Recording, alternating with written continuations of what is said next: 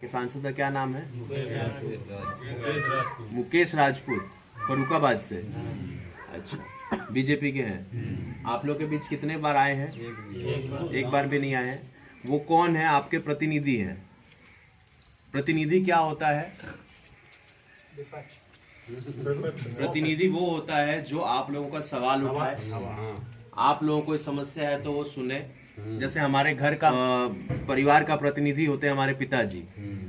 पिताजी क्या करते हैं? बच्चों को समस्या होती है सुनते हैं, माँ बाप को समस्या होती है सुनते हैं, अपनी पत्नी को समस्या होती है सुनते हैं और घर चलाते हैं, पैसों का इंतजाम करते हैं, हम सबकी सेवा करते हैं, हम सबकी देखरेख करते हैं। उसी प्रकार से एक सांसद एक प्रतिनिधि होता है आप लोगों का।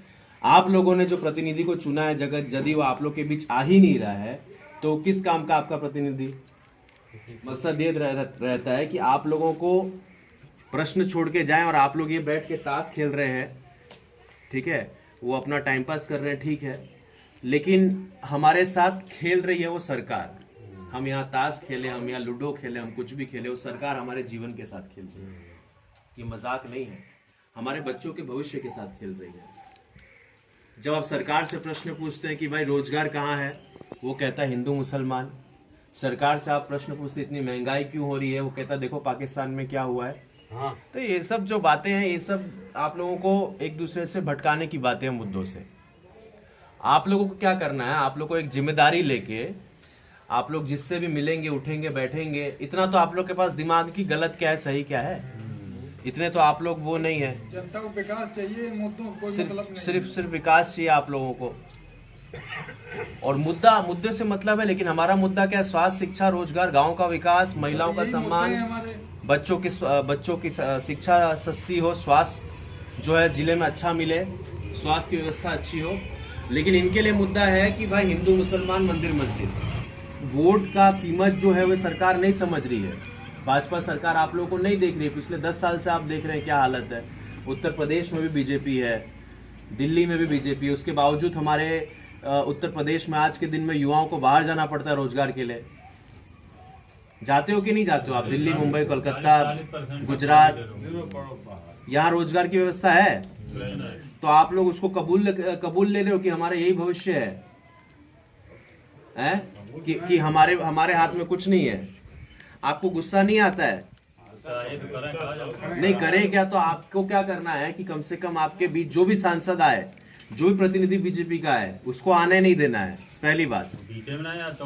दूसरी चीज, नहीं, आप लोगों को क्या करना है? जैसे यहाँ 10-15 लोग बैठे हैं, एक जिम्मेदारी लेना है आप लोगों को कि आज से जिससे भी आप मिलेंगे सिर्फ स्वास्थ्य, शिक्षा, रोजगार और भारत के भविष्य को बेहतर बनाने के लिए बात करेंगे।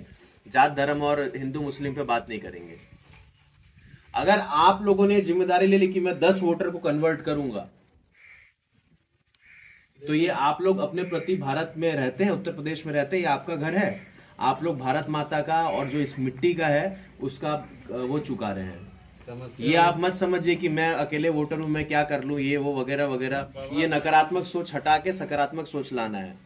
सकारात्मक सोच तब आएगा जब आप अपने आप को कमजोर नहीं समझेंगे और ये जिम्मेदारी लेंगे कि मैं जिससे भी मिलूंगा आज के दिन में, 6 महीना 8 महीना चुनाव में है, सिर्फ उससे यही कहूंगा कि आइए 2024 में मिलके बच्चों के भविष्य के लिए, हमारे भविष्य के लिए और स्वास्थ्य, शिक्षा, रोजगार पे लड़ाई लड़े। हिंदू मुस्लिम छोड़ दीजिए, हिंदू हो तो गले लगिए, मुसलमान अगर है तो उससे, अगर हिंदू भाई है तो वो लोग भी गले लगे, तभी मिलके हम लोग आगे बढ़ेंगे। आपके बगल में मैं था, शाहजहांपुर वाला जो जिला है आपके बगल में, वहां से अशफाक उल्ला खान जी आते हैं, क्रांतिकारी थे। हमारे पंजाब से भगत सिंह आते हैं, सिख थे। अशफाक उल्ला खान मुसलमान थे, चंद्रशेखर जी ब्राह्मण थे, हिंदू थे। तब जाके देश आजाद हुआ है। अब आप लोगों को कुछ पता ही नहीं चलता है कि आप लोगों को क्या हो रहा है, क्या नहीं हो रहा है। आप लोग वाकई में मानिए मत मानिए, जितना हम लोग समझते हैं, जैसा मैंने बताया 400 से गांव ज्यादा मैं घूम चुका हूँ यूपी में, और भारत जोड़ो यात्रा में 12 राज्य घूम चुका हूँ पूरे भारत के, और 2 केंद्र शासित प्रदेश घूम चुका हूँ। हमारी मानसिकता वाकई में अभी भी गुलामी वाली है। हमें 5 किलो राशन वो दे देते, हम सोचते हैं वाह हमें राशन दिया है, हम उन्हीं को वोट देंगे। अरे यार, हमारे ही खेत से अनाज लेके आप ही को मुफ्त में देके फिर आप ही को 5 किलो के बाद चलता नहीं है। 5 किलो में आपका महीना में कितना राशन चाहिए आपको? 5 किलो 2-4-10 दिन में आपका खत्म हो जाता होगा। महीने में आप जाके 50 मार्केट से चाहिए, 10 किलो मिल। आप जाके मार्केट से खरीदोगे, डबल ट्रिपल पैसा दे के आ रहे हो आप। एक मिनट रुकिए, मैं आप लोगों की वोट नहीं मांग रहा हूँ। आप अगर हमारे साथ हैं, ठीक है, तो बहुत अच्छी बात है। आप लोग यहाँ 10 लोग हैं, आप लोगों को 100 लोग लेके आना है।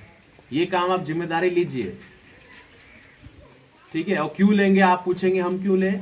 तो इसलिए लेंगे क्योंकि नहीं लेंगे तो वापिस से सरकार इसी तरीके से आएगी। आप लोगों को पता है कि आप कांग्रेस को वोट दे रहे हैं, बीजेपी को वोट नहीं दे रहे, ध्यान दीजिएगा इस बात पे। फिर भी बीजेपी सरकार में आ रही है और तानाशाही कर रही है, हिंदू मुसलमान कर रही है, हमारे बच्चों के भविष्य का नहीं सोच रही। तो हमें और मेहनत करने की जरूरत है। भगत सिंह को शौक चढ़ा था क्या फांसी चढ़ने का? क्या मतलब था उनको? हम तो उस धरती से आते हैं। आजकल हम लोग भूल चुके हैं ये सब चीजें। अपने आप को हमने बड़ा कमजोर और डरपोक बना लिया है। आपस में 4 लोग बात करें, गुस्सा निकाल के शांत हो जाते हैं, ऐसा नहीं होता है। गुस्सा अपने अंदर रखना है और उस गुस्से को रिजल्ट पे ले आना है। जब 2024 में जब चुनाव का रिजल्ट आएगा, निर्णय आएगा, उस समय हम इनको दिखाएंगे कि भाई ये राजनीति अब नहीं चलेगी। हिंदू मुसलमान वाली राजनीति, जात धर्म वाली राजनीति नहीं चलेगी। जो व्यक्ति शिक्षा स्वास्थ्य पे बात करेगा, रोजगार पे बात करेगा, उसी को हम वोट देंगे। अभी मैं आप लोगों से एक वचन ले रहा हूं, आप लोग मेरे को वचन दीजिए कि भाई आज से आप जिससे भी मिलेंगे, जहां उठेंगे बैठेंगे, थोड़ा सकारात्मक तरीके से और थोड़े अच्छे तरीके से आपको बात करना है कि भाई 24 में स्वास्थ्य, शिक्षा, रोजगार सुविधा पे हमें वोट देना है। करेंगे इतना जोर से आया ना आप बोले कम से कम। नहीं तो देखिए, जो जैसा चल रहा है वो बाबूजी है हमारे सामने, भी बाबूजी, उम्र इनकी निकल गई। अब हम लोग के हाथ में इस देश को संभालना है। अगर हम भी ऐसे चुपचाप रह जाएंगे तो वो तो यही चाहते हैं। हमारे भारत में आप सोचेंगे एक चीज, आज के दिन में हमारे भारत में मात्र 10% लोग, सुनिएगा ये बात, 10% लोग पूरे भारत की पूंजी रखते हैं। 10% लोग, बाकी के 10 में से भी 3% लोग मेन है, बाकी तो छुटपुट है। बाकी 90% जो आबादी है भारत की, 140 करोड़ आबादी में से समझिए आप 120 करोड़ आबादी इसी प्रकार से हम लोग जैसी रहती है। आप सुबह उठते हैं, दूध लेते हैं, बाहर से अगर ले रहे हैं तो उसमें टैक्स देते हैं। चाय पत्ती लेते हैं, उसमें आप टैक्स दे रहे हैं। चीनी डालते हैं चाय बनाने में, उसमें आप टैक्स दे रहे हैं। आटा लेते हैं मार्केट से, उसमें आप टैक्स दे रहे हैं। सुबह से शाम तक जितना चीज आप घर में ले आते हैं, सब में आप टैक्स दे रहे हैं सरकार को। उस टैक्स का क्या हो रहा है? उस पैसे का बच्चों को शिक्षा के लिए भेज रहे हैं। 1000 रुपए से कम का फी नहीं हो रखा अभी प्राइवेट में। सरकारी में तो पढ़ाई आप भूल जाइए, राम राम है। उसके लिए आप पैसा ले आते हैं, अपना कटौती करके दिन भर आप समस्या में रहते हैं, पूरे 30 के 30 दिन महीना में, साल के 365 दिन। लेकिन तभी भी हमें इतना नहीं होता है कि जो सरकार अगर ऐसी कर रही है उसको हमें निकाल फेंकना है।